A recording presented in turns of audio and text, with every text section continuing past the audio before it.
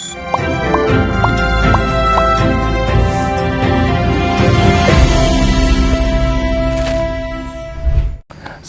warahmatullahi wabarakatuh. Nyobainers, tepuk tangan dulu. Tepuk tangan panas. Panas pagi, nggak apa-apa. Ini sehat. Nyobainers, alhamdulillah. Hari ini kita lagi ada di mana ini, Bu? Jati Jajar. Jati Jajar. Masih Depok? Masih dong. Masih Depok. Nyobainers, di sebelah saya, sebelah kanan ada Ibu Jen Novelin Teja. Panggilnya Nane aja. Dipanggilnya Nane, bukan nenek. Nane. Ibu apa, Bu? Keseharian aktivitas Ibu apa? Aktivitas sekarang tetap aktif melakukan advokasi, sosialisasi, edukasi tentang hak-hak anak dan kesejahteraan anak pada umumnya. Jadi praktisi perlindungan anak juga, mendampingi kasus-kasus anak. Terus juga ngajar, jadi dosen. Oh, Ibu dosen. Ibu dosen. Dobainers, kita hari ini ngobrol sama Ibu dosen, jadi harus hati-hati. Ibu udah makan? Tadi pagi udah sarapan. Udah, berarti telat ya? Enggak juga sih.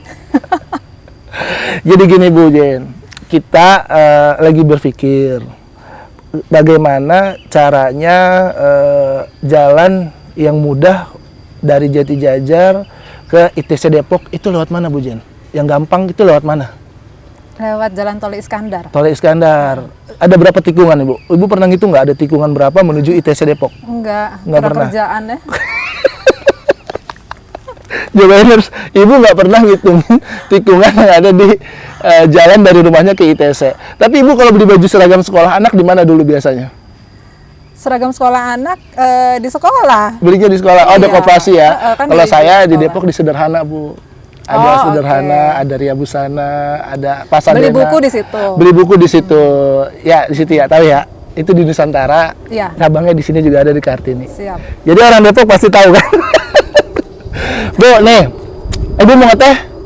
Boleh. Boleh ya. Jadi kita ngobrol santai aja, Bu. Siap. Bu, pandangan Ibu, ini kan Depok ini kota yang seksi, yang indah, yang menurut saya perlu banget didorong oleh orang-orang seperti Ibu nih, yang concern dan perhatian terhadap lingkungan, khususnya anak tadi ya, Bu ya. Nah, kalau Ibu melihat dari kacamata Ibu nih, Depok itu seperti apa, Bu? Yang jelas Depok itu kalau orang bilang Depok itu penyangga kota Jakarta gitu ya. Kalau saya melihatnya Depok itu sebagai pintu gerbang masuk Jawa Barat. Jadi Depok itu sebuah kota yang dinamis, yang sudah bisa dibilang juga kota metropolitan gitu ya, dengan segala dinamikanya. Penduduknya juga banyak bener, tapi kebanyakan penduduknya commuters. Jadi cuma numpang tidur gitu kan di Depok. Mereka kerja di Jakarta gitu kan. Nah, cuman saya melihatnya kok di kota Depok ini pembangunannya tidak sepesat pembangunan di kota pintu gerbang Jawa Barat lainnya. Contohnya Bekasi, ya, kota Bekasi. Kalau kita lihat, kita keluar tol Bekasi tuh keren banget ya, udah ada gedung-gedung, udah ada hotel, mall yang besar banget gitu. Nah, kalau kita lihat juga di kota yang dekat dengan Jakarta itu, misalnya kota Tangsel gitu ya, Bintaro, BSD itu kan keren banget, pesat banget pertumbuhannya dalam 10 tahun terakhir gitu. Nah, itu yang saya melihat Depok kurang dibandingkan dengan kota-kota lainnya yang berdekatan. Jadi banyak evaluasi lah untuk Depok ya, Bu. Itu ini masukan ya buat masukan saya buat para kepala daerah, pemimpin di Depok gitu. Bang, bubur. Ya. Bu, mau bubur gak? Udah sarapan? Nggak apa-apa, bikin aja. Oke. Bang, bikinin, Bang. Tolong. nyabu. Tolong bikinin yang paling Abang enak dan Abang cintai. Okay. Abang di muter daerah mana, Bang? Di perumahan Jajar. Oh, perumahan, Bu. Berarti nanti penonton nyobainers Depok Kuliner yang ada di Perumahan Jati Jajar harus sarapan bubur si Abang ini ya. Ini nomor WA-nya nih. Ini namanya Bang Randy, Bu. Bang Randy. Bang Randy ya? Raihan. Oh, Bang Raihan. Asal tadinya. Masih R juga nggak apa-apa, gitu kan? Berapa sih? 2, Bang, bikinin. Jangan, Ibu diaduk apa nggak diaduk, Ibu? Lebih versi yang mana? Nggak diaduk. Nggak diaduk.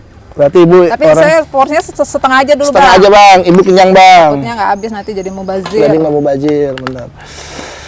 Iya Bu. Bu, untuk UMKM di Kota Depok nih, Ibu salah satu orang yang juga perhatian dong sama UMKM. Oh iya, Bu, di depan kita ada namanya rendang Makcik Bu. rendang makcik. Itu rendangnya enak banget Bu. Itu dia bisa dikemas dan dia bisa dimasak di mana aja Bu.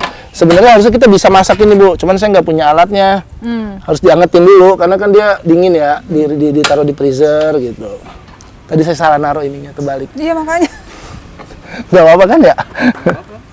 Nah, buat UMKM Bu, yang Ibu lihat UMKM di Depok seperti apa Bu? Apalagi lagi pandemi kayak gini nih, Kalau gimana tuh? UMKM di Depok itu tumbuh subur banget ya. Apalagi ya itu tadi yang Mas Alfian bilang, semenjak pandemi kita semua ada di rumah, terus banyak juga masyarakat yang korban PHK gitu kan. Terus, nah ini yang sangat aktif berperan kalau di UMKM nih kebanyakan ibu-ibu ya. Ibu-ibu. Ibu-ibu itu kan selalu punya akal banyak bener gitu ya, saat ada masalah terus dirubah menjadi peluang gitu, peluang bisnis gitu kan.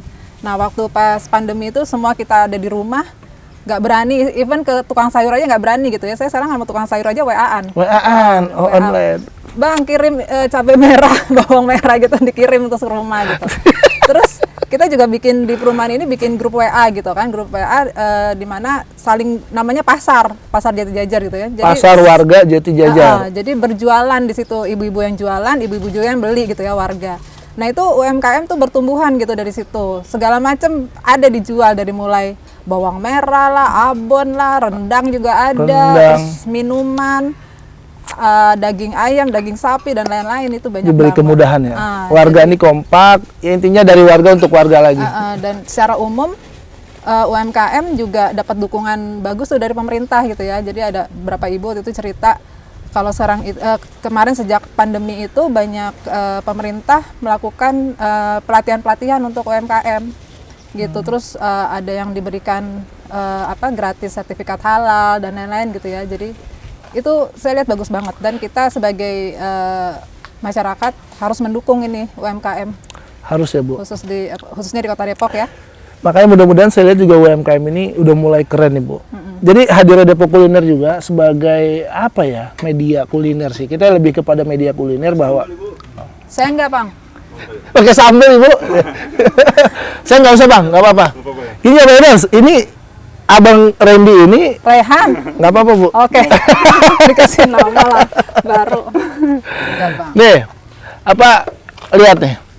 Dia bikin kerupuk aja, ya warnanya kuning. Ya emang dari sananya. Oh sananya, ini kan. Bukan si abang yang bikin. Oh bukan si abang yang Kalau abang yang bikin. bikin ntar dikasih pewarna dong. Ya Mbak Enes ya, kita harus apa namanya Bu ya kalau bisa pedagang-pedagang seperti ini kita support harus juga. didukung juga tentunya. Abang ini juga kan Iya. apa namanya bagus lah pokoknya Bang ya. Ya abang kan- udah punya anak Bang. Udah punya 3, alhamdulillah. Istrinya satu kan, Bang?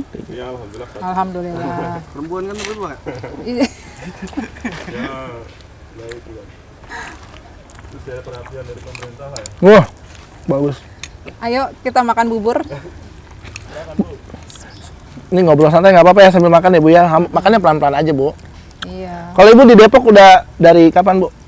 Dari lahir? Dari Enggak. Saya pindah di Depok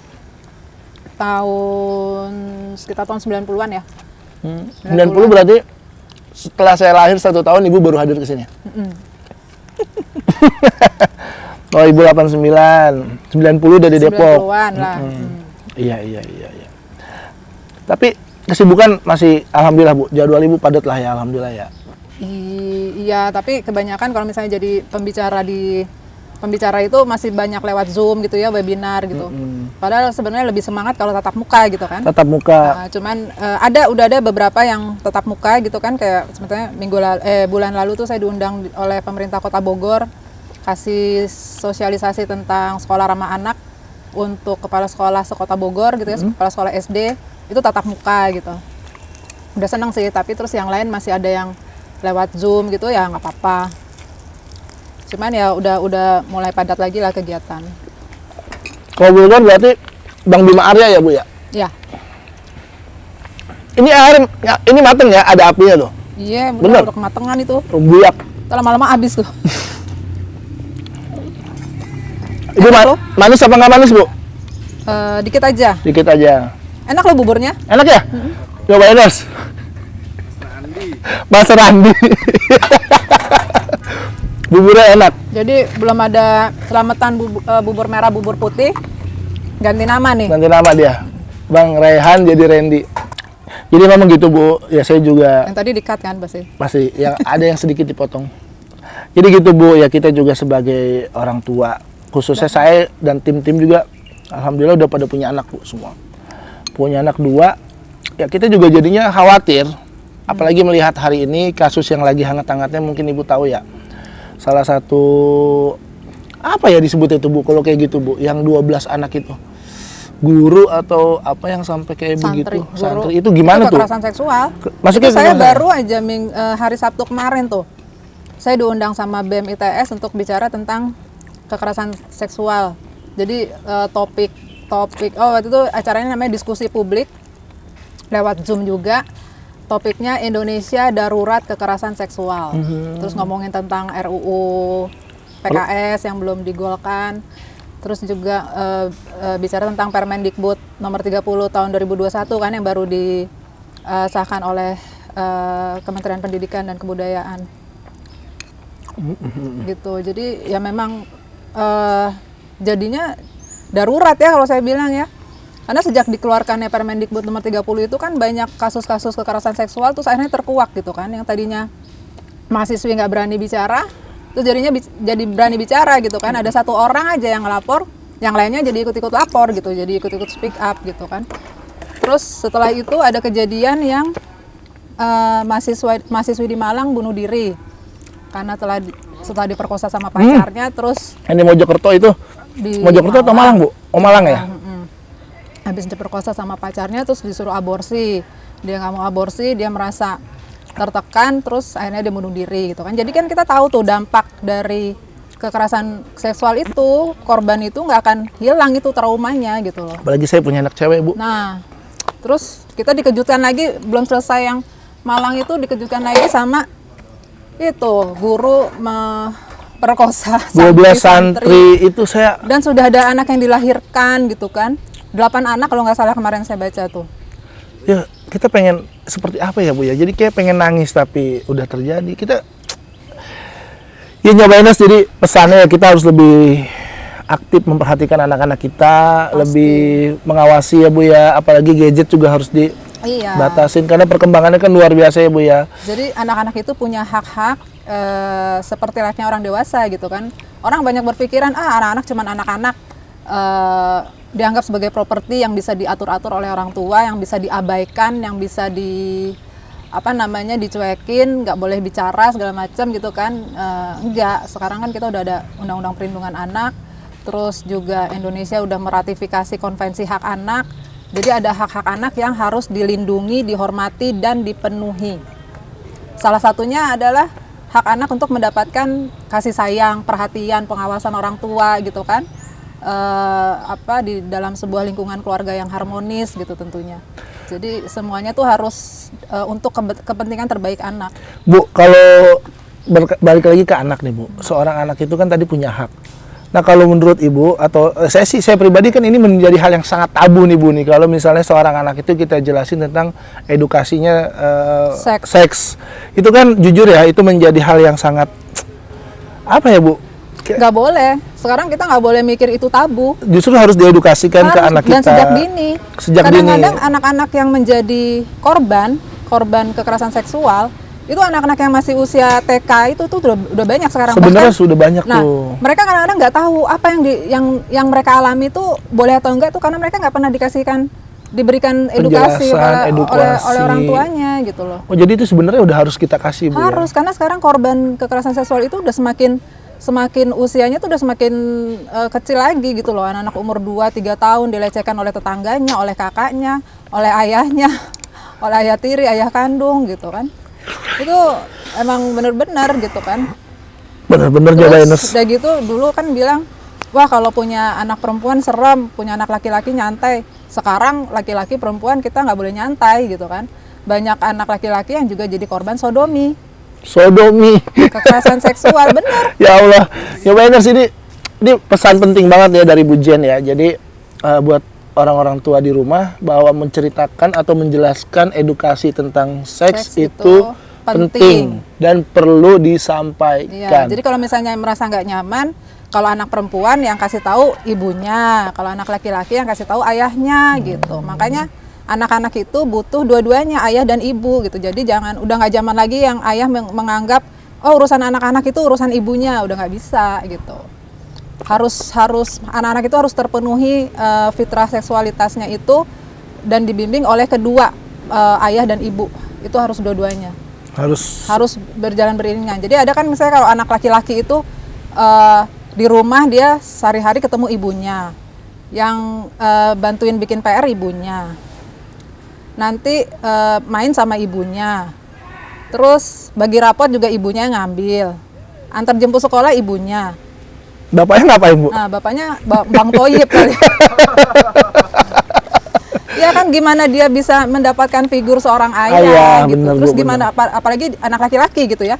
Anak laki-laki itu kan ada tuh masa-masanya kapan misalnya anak laki-laki itu harus dekat dengan ayahnya, kapan harus dekat dengan ibunya, begitupun anak perempuan gitu.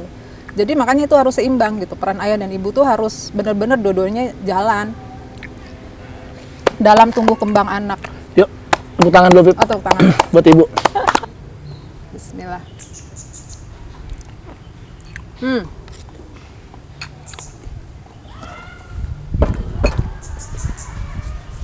Dagingnya empuk, terus bumbunya enak. Ini berasa rendang Padang banget. Kebetulan ibu saya juga dari Minangkabau, jadi saya ada darah Padangnya. Oh, ada darah Padang. Jadi saya bisa bedain rendang yang enak sama yang nggak enak. Nah kalau ini rendang yang enak. Enak. Yuk, Bang, Dagingnya Bang, empuk. tepuk tangan, Bang. Tangan.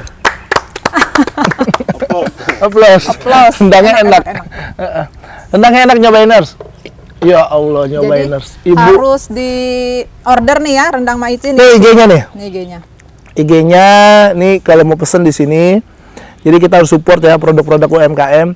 Harus Jadi support. selain Kota Depok, seluruh Indonesia yang UMKM-nya mau didatengin nama Depok Kuliner atau mau dicobain, kirim aja, Bu. Jadi nggak hanya sekota Depok. Jadi alhamdulillah Depok Kuliner udah diundang ke Bekasi, diundang ke Tangerang. Wah, keren. Iya, udah diundang ke Bogor. Jalan-jalan gitu. Jalan-jalan. Karena memang juga sebenarnya kerjaan kita bersinggungan dengan sekolah tadinya, Bu. Oh, Kita event organizer yang concern terhadap pendidikan. jalan-jalan. Pendidikan jalan-jalan. Bukan, kita travelnya. Oh, oke. Jadi kita yang nyiapin ini apa Tapi namanya? karena pandemi, Travelnya jalan-jalannya istirahat. karena makan-makan. Karena makan-makan. Karena makan-makan itu nggak ada matinya, nggak Nggak ada ada. habisnya. Bener, Nyobainers. Ini luar biasa banget ya, kita ngobrol ditemenin sama Bu Jen ini sebentar, tapi banyak yang udah dapat ke kitanya. Alhamdulillah. Gitu. Jadi kalau biasanya kita potong rambut di pangkas, ini berasa potong rambut di barbershop gitu. Jadi Rambut tadi lu jadi ngomong rambut. iya kan? Masih kayak gitu dia. Ibu anaknya berapa, Bu? Hubungannya apa? 3. 3. Yang pertama kemarin habis wisuda ya saya lihat ya. Bukan wisuda, baru lulus sidang skripsi. Wisudanya nanti belum. Paling tua ada Mana? ada yang paling tua gua. Oh iya benar-benar. Anak angkat ya. Oh gitu, tinggal sidang Tinggal wisuda. Wisuda alhamdulillah ya, Bu. Alhamdulillah. 3. Terus gini, Bu, pesan Ibu untuk anak-anak di Indonesia khususnya Depok dan orang tua dari Ibu apa, Bu? Kira-kira yang menjadi perhatian dan concern khusus selain yang tadi, mungkin Ibu ada pesan yang mau disampaikan? Oke, untuk orang tua dulu atau anak-anak dulu nih? Terserah Ibu deh. Anak-anak dulu deh ya. Kalau nggak tukang bubur dulu aja, Bu. Tukang bubur pokoknya harus bikinnya enak terus.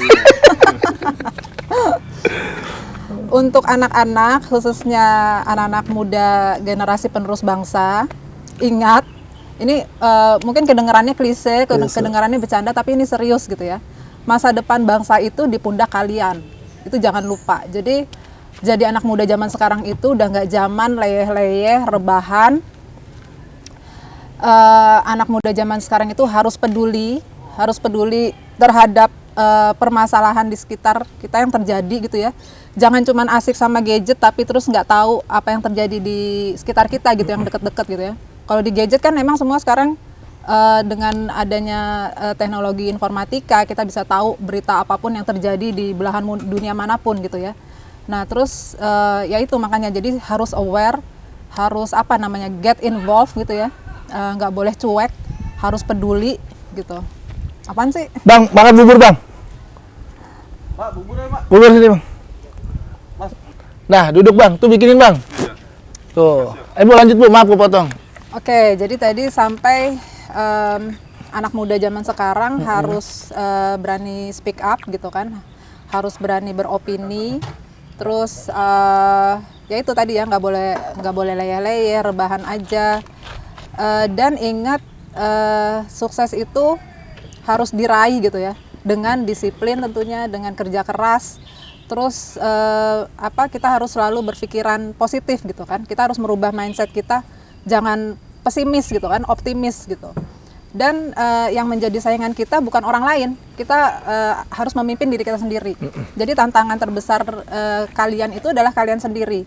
Kayak misalnya tiap pagi kalian struggling tuh kan, antara gue mau bangun pagi atau mau sholat subuh atau tidur lagi ya, narik selimut. Itu pun itu aja udah mulai kita harus memimpin diri kita sendiri kan. Harus bangun, harus kuliah lah, entah sekolah lah, entah kerja gitu kan. Melakukan ikhtiar sehari-hari gitu kan, memimpin diri sendiri itu penting. Jadi kita harus punya target, diri kita yang sekarang harus lebih baik dari yang kemarin. Diri kita yang 5 tahun ke depan, 3 tahun ke depan harus lebih baik daripada diri kita yang sekarang. Itu. Bang, Oke. itu buat Pak, bukangan Pak sebentar, Pak. Dia lagi makan. Enggak, itu untuk anak muda. Anak-anak. Nah, itu untuk anak-anak, untuk orang tuanya Bu. Untuk orang tua, saya nggak bermaksud menggurui, tapi saya bicara berdasarkan pengalaman. Saya banyak sekali ketika melakukan sosialisasi, advokasi atau edukasi tentang hak-hak anak, itu ternyata banyak orang tua yang nggak tahu kalau anak-anak itu punya hak seperti layaknya orang dewasa gitu ya. Jadi banyak sekali orang tua melongo, oh gitu ya Bu ya. Jadi kita nggak boleh jewer anak kita, jadi kita nggak boleh mukul, jadi kita nggak boleh ini itu gitu. Jadi mereka baru tahu. Nah jadi memang yang paling challenging gitu, yang paling menantang dari meng-create awareness, menciptakan kesadaran itu adalah merubah paradigma cara berpikir masyarakat pada umumnya, khususnya pada orang tua gitu. Jadi orang tua harus menyadari anak-anak itu punya hak dari sejak dalam kandungan ya, dari sejak lahir itu anak-anak punya hak yang harus dipenuhi. Dari dalam kandungan itu haknya untuk dilahirkan, tidak diaborsi misalnya. Setelah lahir dia anak-anak itu berhak untuk mendapatkan ASI, mendapatkan nutrisi yang baik, mendapatkan imunisasi, mendapatkan pendidikan gitu ya. Pendidikan akhlak. Jadi banyak orang tua sekarang menganggap udah nyekolahin anaknya, apalagi sekolah yang namanya istilahnya full day school gitu ya, dari pagi sampai sore udah, terus mereka lepas tangan. Harus diingat, menyekolahkan itu belum tentu mendidik gitu loh. Itu dua hal yang berbeda. Dua hal yang berbeda. Jadi mendidik, membesarkan anak itu tetap kewajiban orang tua sepanjang hayat. Jangan menyerahkan hanya kepada pihak sekolah gitu ya. Jadi Lembaga pendidikan ya Bu ya, iya, jangan cuma betul. sekolah. Jadi penting sekali anak-anak itu strong from home. Strong from home artinya orang tua memberikan pendidikan, terutama pendidikan akhlak gitu ya, sejak dari rumah, sehingga anak itu nggak mudah terpengaruh dengan kegiatan negatif di luar rumah. Karena di rumahnya dia sudah dibekali dengan informasi apapun yang diberikan oleh orang tua untuk pendidikan akhlak, moral, Ditanamkan iman yang kuat, akhlak terhadap anak sejak dini. Bu, Ibu senangnya masak apaan? masakan Padang. Saya Padang? senang bikin balado. Daun singkong ya? Nggak suka daun Daun singkong. singkong nggak suka. Yang balado. Pedas-pedas. Vitamin juga ada di cabai. Cabai juga ada vitaminnya kan ya? Vitamin C. Saya terbesar itu kalau nggak salah cabai ya? Iya. Ya kurang lebih pokoknya kalau pedas itu kayak saya, alhamdulillah saya nggak ngerokok tapi saya doyan pedas. Apa hubungannya? Nggak ada Bu. Nggak ada. Ibu bingung nggak? Enggak. Aduh, Ibu belum bingung nyobainers. Kalau Ibu belum bingung, kita bingung nih nyelesainnya. Malah saya bingung jadi ya. Alhamdulillah ya, ibu bisa apa namanya ngasih informasi, ibu masak, demen yang pedes-pedes, sekolah tadi ya, belinya di koperasi sekolah, dan pesan ibu dengerin sendiri, nyobainnya harus dengerin, ya. Jadi ini juga penting banget nih buat orang-orang tua muda kayak kita, Pip, Lingga, Mulki, semuanya anak muda yang udah punya anak 2, kita juga harus perhatian juga ya Bu, harus bener-bener concern terhadap anak. Saya juga takut banget Bu, jadi saya kayak punya pikiran aneh-aneh terus, jadi kayak pengen protek anak terlalu kencang juga nggak bisa. Nggak bisa. Saya kasih Terus, handphone juga. anak zaman sekarang nggak mendengarkan nasihat, tapi melihat contoh. Jadi pada saat orang tua, ayahnya bilang, nah kamu jangan main HP terus, ayah juga jangan main HP. Saya nggak main HP Bu. Oh, enggak. Anak saya ngeliatin saya nyuci, biar dia juga nyuci. Good, anak ya. saya ngepel. Kita fair. Ya itu, jadi lead by example gitu loh. Jadi kita Pak, udah ya memberikan kenyang ya? teladan. Sip.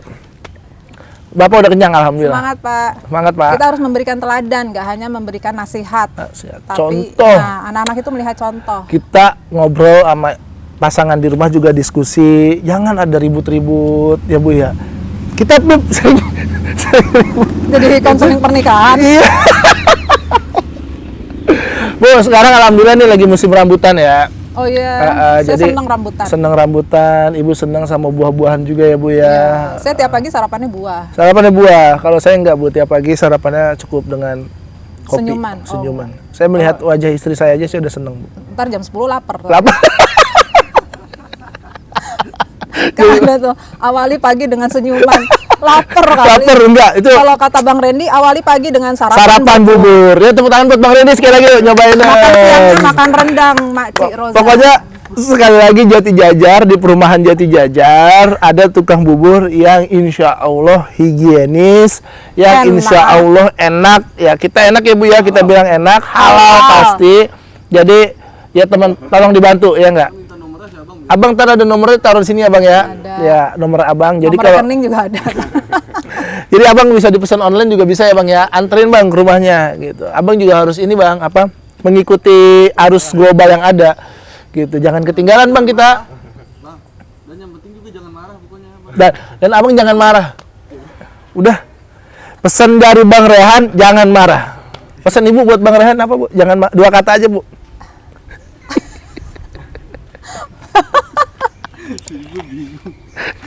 Kok jangan marah tuh apa hubungannya? Pokoknya Bang Rehan nggak boleh marah. Udah. Dia mau. Kalau saya bilang, Bang Rehan jangan sedih. No kan? Bang, tepuk tangan lagi Bang. Nggak boleh sedih karena bahagia itu datang dari dalam diri sendiri gitu. Jadi harus selalu bersyukur, harus selalu bahagia tiap hari ya Bang. Jadi kalau misalnya yang bikin bahagia, buburnya pasti enak. Enak. Nyobainers, alhamdulillah karena waktu sudah menunjukkan jam 10, Abang Randy, Bang Rehan mau muter lagi, kita udahin aja Bu. Sip. Terakhir Bu, yang mau disampaikan apa, ada gak sebagai penutup? Buat UMKM aja Bu. Oke, jadi nyobainers, kita dukung UMKM, khususnya di Depok ya, dan umumnya UMKM di seluruh Indonesia. Dari kita untuk kita beli produk tetangga kita sendiri, teman kita sendiri, karena UMKM itu juga bisa memajukan masyarakat Indonesia, meningkatkan kesejahteraan masyarakat. Oke. Nih nanti kita kasih ya Bu, IG-nya Ibu. Sip. Yang mau konseling atau yang mau konsultasi atau apa ya bisa ya, nanti di follow, di like nih IG-nya nih. Bu, kalau kita nyapa penggemar atau penonton kita itu, nyobainers harus nyobain. Ya. Oke. Nanti kita bareng-bareng nyobainers harus nyobain. Ya. Bang. Bang sini, Bang. Nyobainers harus nyobain. Abang nunjuk aja gitu. Siap ya? David. Nyobainers harus nyobain. Nyobainers harus nyobain.